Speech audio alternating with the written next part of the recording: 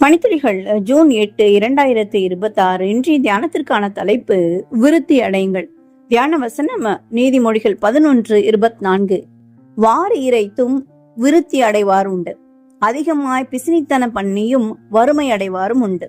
தொழிலதிபர் ஒருவர் அவருடைய இளவயதா இருக்கும் போதே தன் அப்பாவை விமானத்துல அழைத்து சென்று சென்னையில் உள்ள பல இடங்களை சுற்றி பார்க்க ஆசைப்பட்டாராம். ஆனா அவரால் அவர் அப்பாவை அழைத்து செல்ல முடியாத சூழ்நிலை ஏற்பட்டதாம்.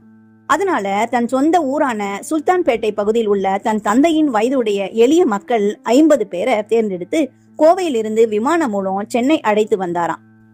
அந்த 50 பேரும் முதியவர்கள் என்பதனாலும், மேலும் முதன்முறையாக அவங்க விமானத்துல பயணிக்கிறாங்க என்பதனாலும் அவர்களுடன் ஒரு மருத்துவ குழுவையும் அழைத்து வந்தாராம். மேலும் அவர்களை மெட்ரோ ரயில்ல ஏற்றி பயணிக்க செய்து சென்னை மற்றும் சுற்றுப்புறத்தில் உள்ள எல்லா சுற்றுலா இடங்களுக்கும் அழைத்து சென்று அவர்களை மகிழ்வித்தாராம். பெற்றோருடன் பயணித்து மகிழ்ந்த இந்த சம்பவம் எவ்வளவு சம்பாத்தியத்தை தந்தாலும் இதற்கு ஈடாகாதுன்னு தெரிவித்திருக்கிறாரு.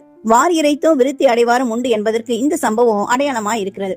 அநேகர் நிறைய சம்பாதிக்க வேண்டும் என்பதற்காக பலவிதமான மக்களை கவரும் விளம்பரம் செய்யறாங்க. நிறைய சம்பாதித்து கோடீஸ்வரனாக வேண்டும் என்ற எண்ணம் தான் அநேகர் உள்ளத்துல எழுகிறது.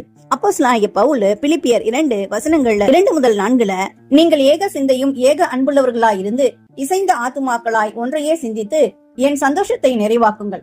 ஒன்றையும் வாதினாலாவது வீண் பெருமையினாலாவது செய்யாமல் மனத்தாழ்மையினாலே ஒருவரையொருவர் தங்களிலும் மேன்மையானவர்களாக எண்ண கடவீர்கள்.